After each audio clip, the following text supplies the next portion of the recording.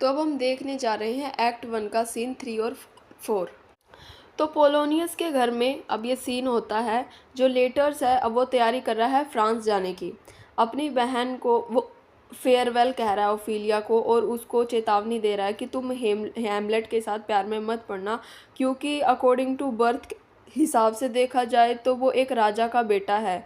वो तुमको, इसलिए तुम इस चीज़ का ख्याल रखना, क्योंकि जो हैमलेट है वो अपनी पोजीशन के लिए, अपने डिसीज़न के लिए खुद जिम्मेदार होगा, और उसके लिए भी ये एक इम्पॉसिबल चीज़ है कि वो तुमसे शादी करे, क्योंकि वो एक राजा का बेटा है।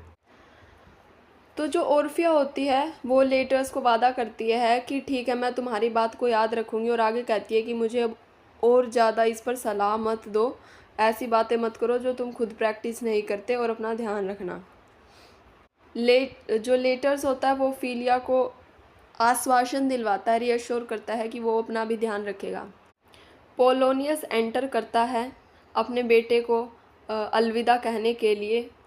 तो जो पोलोनियस होता है वो लेटर्स को कहता है कि जल्दी करो, कहीं तुम्हारी शिप ना छूट जाए, लेकिन खुद ही उसको बहुत सारी एडवाइस दे दे के कि उसको किस तरीके से इंटीग्रिटी के साथ बिहेव करना है और प्रैक्टिकलिटी के साथ बिहेव करना है, इन चीज़ों के बारे में एडवाइस दे के लेटर्स को खुद ही लेट कर देता है।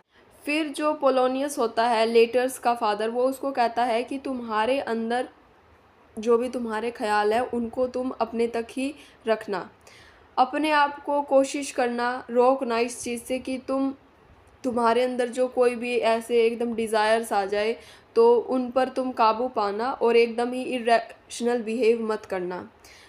जो लोग हैं उनको फैमिलियरिटी के साथ ट्रीट करना, वल्गैरिटी के साथ ट्रीट मत करना। फिर आगे वो सलाह देता है कि तुम अपने पुराने दोस्तों के साथ टच में रहना, और जो न्यू फ्रेंड्स हैं उनको धीरे धीरे अपनाना, ताकि तुम्हारे जो पुराने दोस्त हैं उनको तुमसे जो है ऐसा ना लगे तुम उनसे दूर हो रहे हो। अगर लड़ाई की बात करने की बात आए, यानी मुंह से क्वेरल करने की बात आए, तो उसमें तुम मत भाग लेना, उसमें तुम फिर भी पीछे हट जाना। लेकिन अगर फिजिकली लड़ने की बात आए और अगर ज़रूरत पड़े तो तुम लड़ाई कर लेना। बोलना कम और दूसरों को सुनना ज़्यादा। तुम रिचली ड्रेस करना, यानी अच्छे से ड्रेस करना, लेकिन ज़्यादा तड़क भड़क वाली ड्रेस भी मत करना, यानी कि अच्छे कपड़े पहनना, लेकिन कुछ गॉडी क्लोथ्स होते हैं ना जो अलग से ही चमकते हैं, अलग से शाही पोशाक पहन कर उस तरीके के कपड़े मत पहन। अपने आप को दूर रखना किसी से पैसा लेने के मामले में। और लास्ट चीज़ कि तुम अपने आप से ट्रू रहना।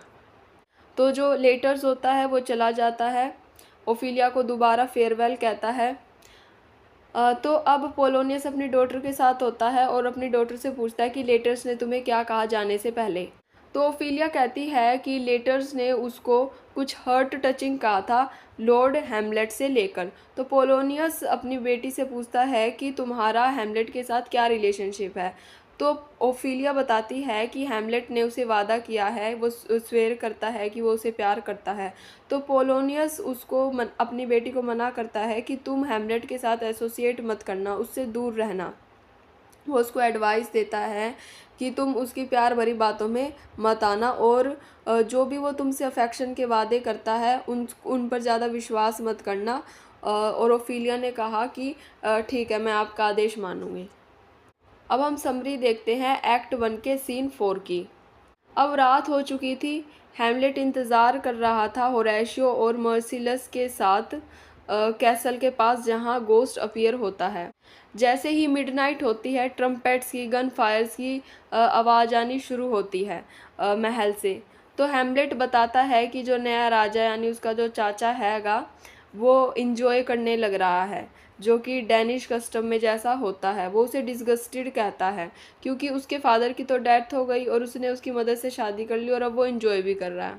तो हैमलेट कहता है कि ये जो किस्सा हमारे राजमहल में होने लग रहा है ये एक शर्मनाक बात है, जो कि डेनमार्क को एक हास्यप्रद बना देती है दूसरे नेशंस के आगे।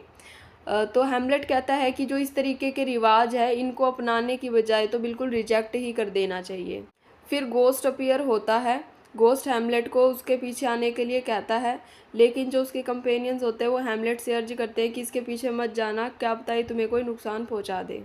तो हैमलेट खुद से कहता है कि सोचता है कहीं ये मेरे पिता ही हैं या फिर कोई ईविल स्पिरिट है जो मेरे पिता का रूप लेके मुझको दिखने लग रही है। लेकिन वो फिर खुद से कहता है कि अगर मेरी सोल इमोर्टल है, यानी ये जो जैसे सबकी ज़िंदगी जो है ये तो भगवान के हवाले ही होती है, तो वो कह रहा है कि अगर मेरी स्पिरिट इमोर्टल है तो गोस्ट मेरा क्या ही उखाड़ पाएगा। तो वो कहता है मुझे अपनी जान की कोई परवाह नहीं है, और वो चला जाता है उस स्पिरिट के पीछे और डार्कनेस में चला जाता है। होरैशियो और मर्सिलस फिर थोड़ी बात करने के बाद वो पहले तो सोचते हैं कि हमें भी कहीं छुप जाना चाहिए, लेकिन फिर बाद में वो डिसाइड करते हैं, वो दोनों भी हैमलेट के पीछे चले जाते हैं। अब हम एक्ट 1 सीन 3 और 4 का एनालिसिस देखेंगे। फिर अब हम इसमें ये देखते हैं कि जो लेटर्स का करैक्टर है और जो प्रिंस हैमलेट का करैक्टर है, ये दोनों एक दूसरे के फॉइल हैं। फॉइल का मतलब होता है कि दोनों लोगों में एक जैसे करैक्टरिस्टिक्स होना। तो अब जैसे लेटर जो होता है, इसको इसका जो पिता होता है वो एडवाइस देता है कि इसको किस तरीके से बिहेव करना चाहिए, ज़िंदगी में कैसे कैसे रहना चाहिए। ऐसे ही जो प्रिंस हैमलेट का फादर है जो गोस्ट बनाया गया है, वो भी इसको एडवाइस देता है कि इसको अपनी ज़िंदगी में क्या करना चाहिए, इसको इसकी बदला लेना चाहिए उसकी मौत का। ऐसे ही फिर हम इसमें देखते हैं जिस तरीके से जो हैमलेट होता है वो अपने पिता का बदला लेने के लिए बिल्कुल तैयार होता है, ऐसे ही जो लेटर्स होता है उसमें भी यही खूबी देखी जाती है। जैसे उसे पता चलता है उसके पिता की हत्या होगी तो वो भी दोबारा फ्रांस से डेनमार्क आ जाता है। तो जिस तरीके से प्रिंस हैमलेट को ये चीज़ पसंद नहीं आ रही थी कि क्लोडियस ने जर्ट्रूड से शादी कर ली, ऐसे ही लेटर्स को ये पसंद नहीं था कि उसकी बहन ओफीलिया और हैमलेट से प्यार करे, क्योंकि प्रिंस हैमलेट वो एक राजा का बेटा था और हो सकता था कि वो उसकी बहन से शादी करके उस पर ध्यान ना दे फिर और किसी से शादी कर ले। तो इसीलिए लेटर्स ओफीलिया को हमेशा मना करता था कि उससे दूर रहे। तो जो कोटेशन है कि chess treasure open to Hamlet's unmastered importunity, यानी कि चेस ट्रेजर यहाँ पे ओफीलिया को कहा गया है। जो हैमलेट था उसको एसोसिएट किया जाता था जो किले के अंदर माहौल था उससे, यानी जो किला एलन शहर था उसके अंदर के माहौल से हैमलेट को एसोसिएट किया जाता था, क्योंकि वो एक राजा का बेटा था। और जो प्रिंस हैमलेट का फादर था हैमलेट, वो उसको भी पहले इनसाइड वर्ल्ड ऑफ एलन शोयर से ही एसोसिएट किया जाता था, लेकिन अब वो किले के बाहर है, एक गोस्ट के रूप में, एक डार्कनेस में उसको देखा जा रहा है। इसी तरीके से जो टेरर हम कैसल के बाहर देख सकते हैं वो अलग है फ्रॉम द राइवलरी इनसाइड, यानी कि कैसल के बाहर तो हम टेरर देख रहे हैं और अंदर चल रही है राइवलरी। लेकिन फिर हम देखते हैं किले के अंदर से पटाखों की और ट्रम्पेट्स की आवाज़ आने लग रही है। तो जो प्रिंस हैमलेट है वो किंग्स का जो कैराउजिंग है, यानी जो किंग सेलिब्रेशन करने लग रहा है, शराब पीने लग रहा है, उसको एक साइन मानता है स्टेट की करप्शन का, और कमेंट करता है कि जो लोग अल्कोहल पीते हैं उनका करेक्टर बैड हो जाता है, बिल्कुल उनके अंदर गुड क्वालिटीज़ नहीं रहती। और जो गोस्ट का बार बार दिखना एक साइन है कि डेनमार्क का डिके होने वाला है। और जो मर्सिलियस जो वॉचमैन है उसकी जो एक स्टेटमेंट है कि something is rotten in the state of Denmark, कि डेनमार्क की स्टेट में कुछ ना कुछ गड़बड़ चल रही है, ये एक संकेत देता है कि डेनमार्क में कुछ घटित होने वाला है। तो इसमें हम एक स्पिरिचुअल एलिमेंट देख सकते हैं कि एक जो इंसान मर गया था वो एक किसी को दिखने लग रहा है, तो ये एक एम्बिग्विटी क्रिएट करता है। मौत के बाद क्या होगा इस चीज़ के बारे में हैमलेट को तो पता नहीं कि डेथ के बाद क्या होता है। तो जो हैमलेट है वो इस चीज़ को एकदम समझ नहीं पाता कि जो गोस्ट है वो उसी का फादर है, उसी की स्पिरिट है या कोई ईवल है। तो अब हम देखेंगे एक्ट 1 का सीन 5 और सीन 2। तो एक्ट 1 के सीन 5 को देखते हैं। तो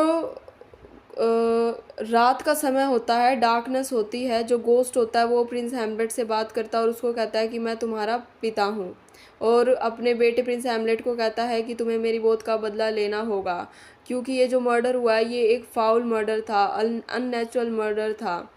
तो जो हैमलेट था वो प्रिंस हैमलेट इस चीज़ को देखकर हैरान हो जाता है। तो जो हैमलेट था यानी जो पिता हैमलेट था वो रिवील करता है कि उसका मर्डर किया गया है। वो बताता है कि वो गार्डन में सो रहा था और एक विलन ने आके उसके कान में पॉइजन डाल दिया। और वो बताता है कि ये विलन वही है जिसने अब क्राउन पहन रखा है, यानी क्लोडियस, उसका खुद का भाई। आगे जो वो गोस्ट है वो बताता है कि हमारे जो महल में इसमें करप्शन हुआ है, डेनमार्क को करप्टेड कर दिया क्लोडियस ने ये हरकतें करके। उसने मेरी वाइफ से शादी कर कर, उसको सिड्यूस कर कर, जो मेरा फर्स्ट लव था उससे शादी कर कर करप्शन कर दिया है, और तुम्हें उसे मारकर अब बदला लेना होगा। और जो गोस्ट होता है वो अपने बेटे प्रिंस हैमलेट को कहता है, तुम क्लोडियस को तो मार देना लेकिन जर्ट्रूड को मत मारना, अपनी माँ को बख्श देना, उसको हेवन के लिए बख्श देना, क्योंकि उसके अंदर अपने आप ही कोई सद्बुद्धि आ जाएगी उसके अंदर। वो अपने खुद के कंसाइंस से, कॉन्साइंस यानी उसमें खुद की बुद्धि आएगी कि उसने गलत किया, इससे ही उसको बहुत दुख होगा। अब जैसे ही सुबह की किरण होती है, गोस्ट वहाँ से चला जाता है, और इतने में ही हैमलेट के दोस्त होरेशियो और मर्सिलस और वॉचमैन मर्सिलस वहाँ आ जाता है। होरेशियो इस सब को देख के बिल्कुल भौचक्का ही रह जाता है। हैमलेट खुद से वादा करता है कि वो अपने पिता की मौत का बदला लेकर ही रहेगा। वो शेकन होता है और एक्सट्रीमली एजिटेटेड होता है। तो वो अपने दोस्तों को कहता, पहले तो वो बताने से उसके दोस्त पूछते हैं क्या हुआ, वो बताता नहीं है, और वो कहता है कि हाँ जो भी कुछ हुआ तुम किसी को नहीं बताओगे, तुम कसम खाओ।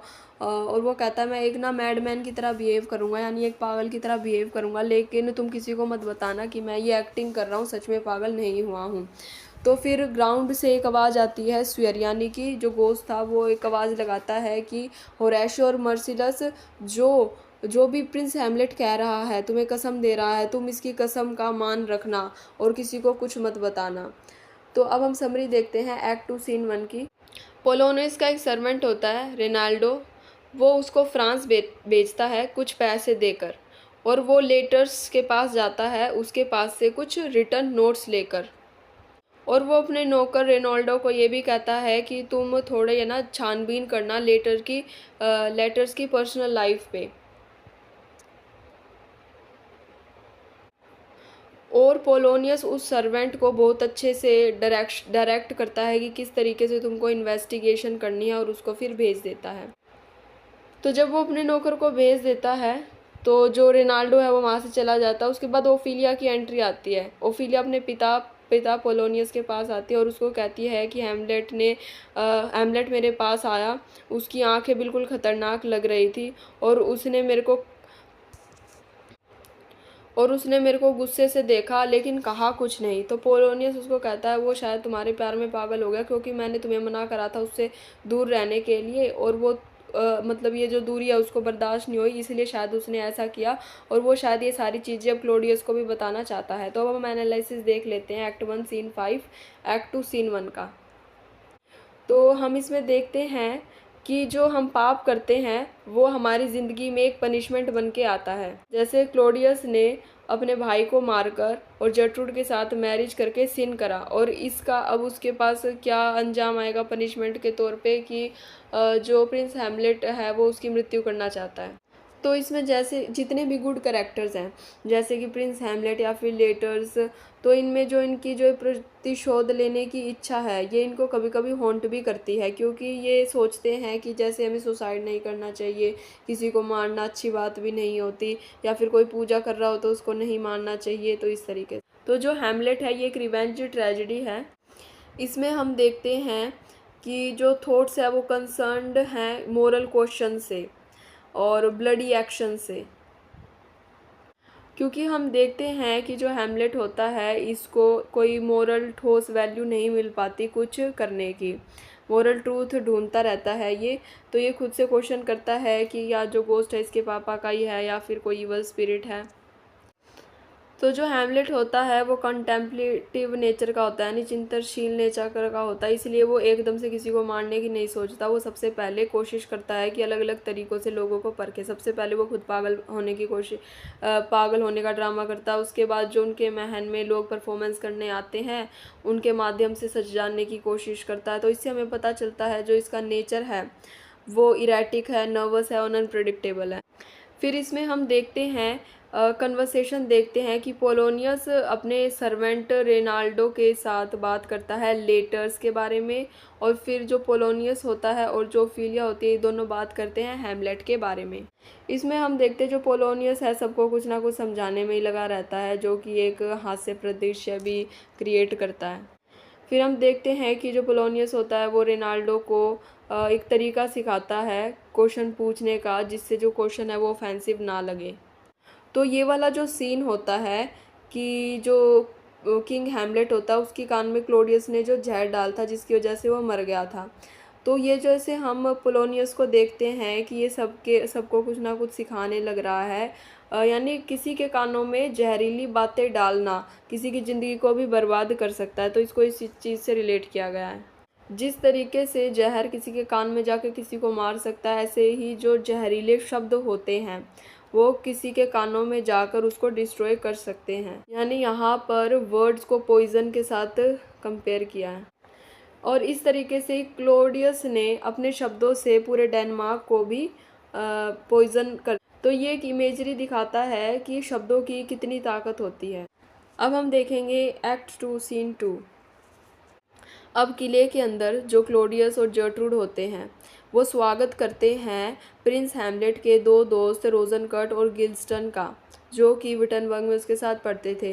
क्योंकि प्रिंस हैमलेट का बिहेवियर बहुत ही ज़्यादा अजीब हो गया था, तो उसकी छानबीन के लिए इन्होंने इन दोनों को बुलाया था ताकि वो उस पर स्पाई कर सके और उससे पूछ सके कि क्या दिक्कत है, क्या उसको सच में कोई दिक्कत है या वो किसी वजह से ऐसा करने लग रहा था।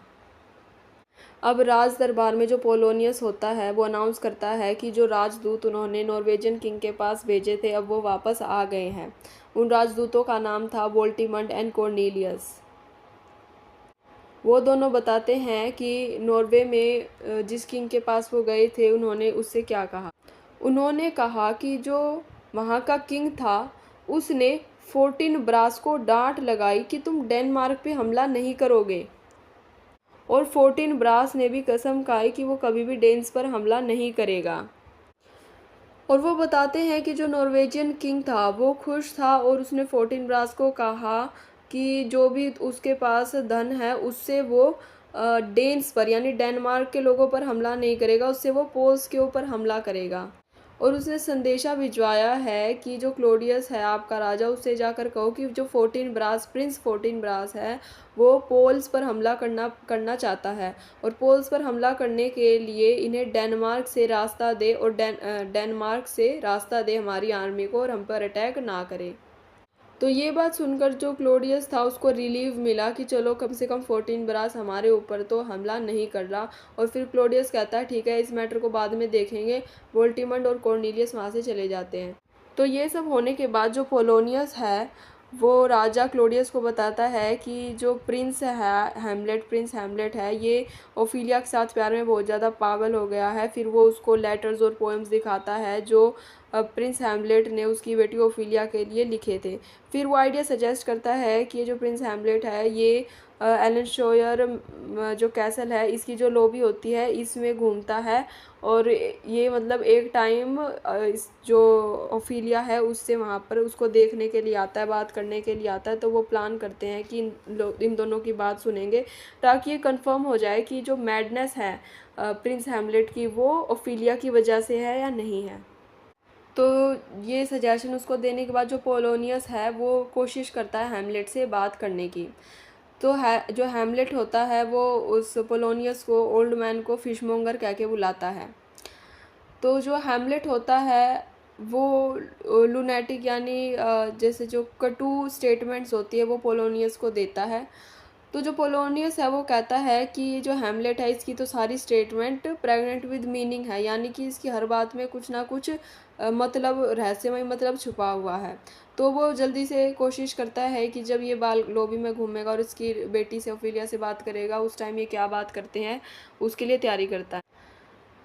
तो पोलोनियस जब वहाँ से चला जाता है रोजन कर्ट्स और गाइडेंस्टर्न की एंट्री होती है। हैमलेट उनको देखकर खुश होता है। हैमलेट जो है नाखुश सा दिखता है। जो दोनों दोस्त होते हैं उससे पूछते हैं कि तुम नाखुश क्यों हो, तो वो कहता है मतलब डेनमार्क में जो कुछ भी हुआ इसकी वजह से ना खुश हो। तो हैमलेट उनसे पूछता है कि तुम यहाँ क्यों आए हो। तो वो शिपली से जवाब देते हैं कि तुमसे विज़िट करने ही आए हैं। लेकिन हैमलेट कहता है कि मुझे पता है राजा और रानी ने तुमको यहाँ भेजा है। तो वो कहते हैं हाँ ये तो सच है। तो जो हैमलेट होता है वो कहता है कि उसे पता है उसने उन्हें वहाँ क्यों भेजा। वो कहता है कि क्योंकि मैं अजीब सा बिहेवियर करता हूँ और खुश नहीं हूँ और मेलंकली में रहता हूँ, इसलिए राजा और रानी ने तुम्हें मेरे पास यहाँ पर भेजा है। तो जो रोज़न कर्ट्स है वो स्माइल करता है और वो कहता है कि जो अपना महल है इसमें ग्रुप ऑफ ट्रैवलर आए हुए हैं, तुम उनको कैसे रिसीव करोगे। ट्रम्पेट्स बजने रहे होते हैं, सारे एक्टर्स महल में आ गए होते हैं। हैमलेट अपने दोस्तों को कहता है कि आप लोगों का इस एलन शोर महल में स्वागत है, मेरे अंकल फादर और आंट मदर ने आपको यहाँ बुलाया है। उन्हें तो लगता है मैं पागल हूँ। कहता है कि फिर हैमलेट कहता है कि मैं कभी कभी पागलों की तरह बिहेव करता हूँ, लेकिन बाकी टाइम में तो मैं ठीक ही रहता हूँ। तब इसके बाद जो प्रिंस हैमलेट होता है वो उनको रिसीव करने जाता है। जो पोलोनियस होता है वो कहता है कि जितने भी परफॉर्म करने वाले एक्टर्स थे वो यहाँ पर आ गए हैं। हैमलेट उनका वेलकम करता है। हैमलेट उनको कहता है कि आप हमको एक आधी स्पीच सुना दो जो कि फॉल ऑफ ट्रोय से या फिर ट्रोजन वॉर के डेथ से रिलेटेड है, प्रियाम और ह्यूक्यूबा की। और फिर वो उनको सुनाते हैं। हैमलेट इससे इम्प्रेस होता है। हैमलेट कहता है कि इनको गेस्ट रूम में ले जाओ और हम अगली रात को क्या देखेंगे, ये परफॉर्म करेंगे, मर्डर ऑफ गैंजांगो परफॉर्म करेंगे। और उसमें जो एडिशनल स्पीच होती है वो हैमलेट कहता है मैं खुद तैयार करूँगा। तो जब वहाँ से सब चले जाते हैं तो जो प्रिंस हैमलेट होता है वो खुद को कर्स करता है और खुद को कहता है कि ये जो लोग हैं, प्लेयर्स हैं, इन्होंने इतनी अच्छी स्पीच दी, यानी इसके अंदर इनकी स्पीच में इतनी डेप्थ थी, इतनी फीलिंग थी कि वो इतने एक्सप्रेशन को हमारे अंदर जागरूक कर देती है उन फिगर्स को लेकर जिनसे हमारा कोई नाता भी नहीं है। और एक मैं हूँ जिसके पास इतना पावरफुल मोटिव है कि उसके पिता की हत्या कर दी गई, फिर भी मैं कुछ एक्शन नहीं ले पा रहा हूँ। फिर वो तैयारी करता है एक एक्ट परफॉर्म करने के लिए और क्लोडियस राजा को जो है तैयार करता है उस एक्ट को देखने के लिए। अब इसका एनालिसिस देखेंगे। फिर हम देखते हैं कि जो 14 ब्रास है, नॉर्वेजियन प्रिंस जो है जिसके फादर की डेथ हो गई है और उसकी जगह उसका अंकल गद्दी पे बैठ गया है। ऐसे ही हमने इसमें भी देखा कि जो प्रिंस हैमलेट है इसका जो फादर हैमलेट था वो मर गया है और उसकी जगह प्रिंस हैमलेट को बैठना चाहिए, लेकिन उसकी जगह इसका अंकल क्लोडियस बैठ जाता है। जहाँ एक तरफ हैमलेट ग्रीफ में आ जाता है और रिवेंज लेने की सोचता है लेकिन अभी तक अटैक नहीं करता, वहीं उसी जगह जो नॉर्वेजियन का अंकल है वो नॉर्वे में जो 14 ब्रास का अंकल है वो इसे कहता है कि डेनमार्क पर हमला मत करना, पोलैंड पर करना, कम से कम वो इसे इजाज़त तो दे देता है लड़ाई करने की। तो ये एक संकेत है कि वो वहाँ पर सिर्फ एक ड्रामेबाजी कर रहे हैं कि वो डेनमार्क पर हमला नहीं करेंगे, सिर्फ वहाँ से गुजरेंगे। हो सकता है वो कर दे क्योंकि वो तो पूरे साजो सामान के साथ आ रहे हैं। प्रिंस हैमलेट का जो फादर था वो ज़्यादा कंसर्न रखता था कि भाई युद्ध करके लैंड्स को जीतने में, और जो क्लोडियस है ये एक काइंड का पॉलिटिशियन है जो कि ज़्यादा इसको युद्ध करने से कम मतलब है, इसकी स्टेट पर इस पर कौन हमला करना चाहता है उससे इसको ज़्यादा मतलब है। फिर हम देखते हैं जो रोजन गर्ल्ट है और गिल्डनस्टर्न है, इनके ऊपर पूरी रॉयल फैमिली ने दबाव बनाया हुआ था ये छानबीन करने का कि प्रिंस हैमलेट को क्या हुआ। जैसे हमने मिडसमर नाइट्स ड्रीम में play with in a play देखा था, तो इसमें भी play with in a play है। इसमें किस चीज़ का प्ले हो रहा है कि जो क्लोडियस ने जिस तरीके से प्रिंस हैमलेट के फादर को मारा वही प्ले ये शो करने जा रहे थे स्टेज पे, जो कि महल में ट्रैवलर्स आए थे उनके द्वारा। अब हम देखेंगे एक्ट 3 सीन 1। अब जो एक्ट 3 सीन 1 में जो क्लोडियस और जर्ट्रूड होते हैं वो डिस्कस करते हैं कि हैमलेट का जो बिहेवियर है इसके पीछे का क्या कारण है रोजनकर्ट्स और गर्ल्स्टन के साथ। ये दोनों कहते हैं कि हम तो पता नहीं लगा पाए कि उसकी मेलंकोली के पीछे क्या कारण है। फिर जो किंग और क्वीन होते हैं उनको ये जो दोनों होते हैं रोजनकर्ट और गिल्डनस्टर ये बताते हैं किंग और क्वीन को कि हैमलेट जो प्ले परफॉर्म होने वाला उसको लेके बड़ा एंथुजियास्टिक है। तो जो क्लोडियस और जर्ट्रूड होते हैं वो इनकरेज हो जाते हैं इस प्ले को देखने के लिए। फिर रोजनकर्ट्स और गिल्डनस्टन वहाँ से चले जाते हैं। क्लोडियस जर्ट्रूड को कहता है कि तुम भी यहाँ से जाओ, क्योंकि उसे पोलोनियस के साथ हैमलेट के ऊपर स्पाई करना था कि वो ओफिलिया के साथ क्या बातें करता है। हैमलेट एंटर करता है। वो खुद से बात कर रहा होता है कि उसे सुसाइड करना चाहिए या नहीं करना चाहिए। तो ये जो कोटेशन है टू बी और नॉट टू बी, ये इसी चीज़ को लेकर है कि उसे सुसाइड करनी चाहिए या फिर नहीं करनी चाहिए, क्योंकि जो हैमलेट है वो इस चीज़ को लेकर कंफ्यूज होता है कि मरने के बाद पता नहीं क्या होता होगा। तो सोचता है पहले ज़िंदगी में इतनी मिजरीज हैं, पहले इतने दुख है, और मरने के बाद तो उन्हें पता ही नहीं कि दुख हो गया खुशी होंगे, इसलिए लोग जो प्रेजेंट में उनकी मिजरीज है उनको ही झेल लेते हैं। उसके बाद जो हैमलेट होता है वो ओफिलिया को उसकी तरफ आते हुए देखता है। ओफिलिया इसकी तरफ आ रही थी, इसको जो भी उसने प्यार की निशानी दी थी ओफिलिया को वो उसे वापस करने जा रही थी, क्योंकि पोलोनियस ने उसे ऐसा करने के लिए कहा था। तो जो हैमलेट है वो उसको कहता है मैंने तो तुमको कुछ दिया ही नहीं था। वो ओफिलिया को कहता है ना मैंने तुमसे कभी प्यार किया, ना मैं तुम्हें कभी प्यार करूँगा। वो बिटरली कमेंट करता है। ओफिलिया को कहता है या तो तुम नन बन जाओ, हैं तुम सिन करने वाले बच्चों को जन्म दोगी, इससे अच्छा तो तुम नन ही बन जाओ। वो वुमन को क्रिटिसाइज़ करता है, क्योंकि जब वो अपनी मदर को जर्ट्रूड को क्लोडियस के साथ शादी करते देखता है तो उसका मन जो है इस ओफिलिया से भी उठ जाता है।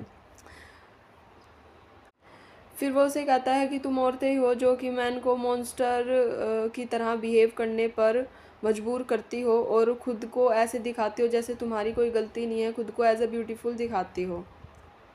ओफिलिया को ये सब सुनकर अच्छा नहीं लगता। जैसे एक मुर्गी होती है, वो किसी अंडे के ऊपर बैठती है, अंडे के ऊपर, और फिर उसके अंदर से चूज़ा निकल के आता है और किसी को दिखता नहीं कि मुर्गी एक अंडे पे बैठी हुई है। तो जो क्लोडियस था उसको ऐसा लग रहा था कि जो गुस्सा प्रिंस हैमलेट के अंदर है वो ओफिलिया को लेकर नहीं है, इसके पीछे कोई और ही रीज़न है, और एक ऐसा रीज़न है जो प्रिंस हैमलेट उनसे छिपा रहा है, जैसे एक मुर्गी एक अंडे को छिपाती है। और जब वो जैसे एक अंडे में से चूज़ा निकल के आता है तो ऐसे ही हो सकता है वो रीज़न बहुत ही ज़्यादा, जब इसका रिस्पॉन्स आएगा, जब वो जो भी इस चीज़ इसने कोई भी चीज़ छुपा रखी है, इसका जो गुस्सा है जब वो फूटेगा एक अंडे की तरह तो बहुत ही ज़्यादा भयंकर स्थिति हो सकती है। तो इसलिए क्लोडियस सोचता है कि इसको मैं इंग्लैंड भेज दूंगा ताकि इसका कोई थोड़ा मूड बदल जाए। पोलोनियस सजेस्ट करता है इसको दोबारा कि इसकी जो स्थिति है ये ओफिलिया के कारण ही है, और कहता है कि इसको इसकी माँ के पास जर्ट्रूड के पास भेजो, वहाँ मैं एक पर्दे के पीछे छुपा रहूँगा और पता करूँगा कि इसके पीछे का क्या रीज़न है। अब इसका एनालिसिस देखते हैं। टू बी और नॉट टू बी एक बहुत ही ज़्यादा फेमस कोट है। ये दिखाती है कि जो भी हैमलेट बोलता है, ठीक है, जैसे इसने बोला टू बी और नॉट टू बी, इसके पीछे एक बहुत बड़ा रहस्य है जो वो कभी भी नहीं बोलता। वो ये तो सोचता है कि क्या उसे सुसाइड करना चाहिए या नहीं करना चाहिए, लेकिन वो कभी भी इस बारे में नहीं बात करता कि वो दुख में है या फिर क्या रीज़न है कि वो दुख में है, क्या वो खुद को मारना चाहता है सच में। तो यानी वो कभी भी आई और मी का यूज़ नहीं करता। तो ये दिखाता है कि वो खुद को एक्सप्रेस नहीं करना चाहता। तो आगे हैमलेट कहता है कि अगर लोगों को पता होता ना उनकी ज़िंदगी के बाद क्या है तो वो शायद फिर भी सुसाइड कर ले, लेकिन लोग सुसाइड नहीं करते क्योंकि उनको पता ही नहीं होता मरने के बाद क्या होगा। अब हम देखेंगे सीन 3 एक्ट 2। अब उसी इवनिंग को हैमलेट पूरी तैयारी कर लेता है एक प्ले शो करने की, कि कैसे कैसे जैसे क्लोडियस ने उसके पिता को मारा उसी तरीके का एक एक्ट शो करने की वो बिल्कुल तैयारी कर लेता है। जो हैमलेट फिर जो होता है वो रोजनकर्ट्स और गिल्स्टन को कहता है कि तुम प्रिपरेशंस देखो, जिसका जो रोल है वो देखो, अच्छे से प्ले होना चाहिए। होरेशियो आ जाता है। हैमलेट होरेशियो को एक अच्छा इंसान मानता है, उसकी प्रेज करता है और कहता है कि तुम क्लोडियस पर ध्यान रखना, अगर उसने कुछ किया होगा तो उसके चेहरे पर तुमको जेस्चर दिख जाएंगे, तुमको वो नोटिस करने हैं। तो जैसे ही उस हॉल में सब एंटर करने लगते हैं, ट्रम्पट्स बजते हैं और लेडीज़ और लॉर्ड्स को कहा जाता है आपका स्वागत है स्वागत है। और इसी के बीच में जो हैमलेट होता है वो पोलोनियस से ओफिलिया के बारे में उसके ऊपर कटाक्ष करके कुछ बातें कहता है। तो वो ही सीन करके दिखाते हैं कि एक राजा रानी सो रहे होते हैं, एक आदमी आता है राजा के कान में जहर डाल देता है और जो क्वीन होती है वो ग्रेजुअली एडवांटेज उठाती है इसका। और राजा को मारने वाला राजा का खुद का नेफ्यू होता है। और फिर उसके बाद जो हैमलेट है वो साथ की साथ स्पीच दे रहा होता है उस प्ले को और भी ज़्यादा भड़काने के लिए और इम्प्रेसिव बनाने के लिए, और ओफिलिया के ऊपर वो सेक्सुअल रेफरेंसेस के साथ कमेंट भी करता है। उस रानी को मतलब उसमें जो रानी थी वो एडवांटेज लेती है तो कमेंट उस पर करता है, लेकिन दिखाता है कि वो ओफिलिया पे कर रहा है। जैसे ही क्लोडियस ये मर्डर वाला सीन देखता है वो कहता है कि लाइट जलाओ, तो इधर उधर हलचल मच जाती है, लाइट जलती है और सब अपने अपने सब उस कमरे को छोड़ देते हैं। जो हैमलेट होता है वो होरैशियो के साथ वहीं रह जाता है। होरैशियो और हैमलेट इस बात पर एग्री करते हैं किंग्स के बिहेवियर पर। तो फिर इसके बाद जो है हैमलेट और जो होरैशियो है वो एक्साइटेड हो जाते हैं, उनको पता चल जाता है कि सच क्या है क्या नहीं है। जो हैमलेट है वो अभी भी कोशिश करता है वैसे ही पागल बने रहने की। रोजनकर्ट्स और गिल्स्टन जब उससे दोबारा पूछते हैं कि तुम्हारे एजिटेशन की क्या कारण है, तो वो उन्हें कहता है कि तुम तो राजा और रानी के लिए काम कर रहे थे, मुझ पर नज़र रख रहे थे, जैसे म्यूज़िकल पाइप्स किसी के बजाने पर काम करते हैं ऐसे ही तुम करने लग रहे थे। पोलोनियस कहता है कि तुम्हें रानी ने अपने कमरे में बुलाया है, लेने आया हूँ। वो उसको कहता है ठीक है तुम चलो, मैं अपने आप आ जाऊँगा कुछ देर बाद।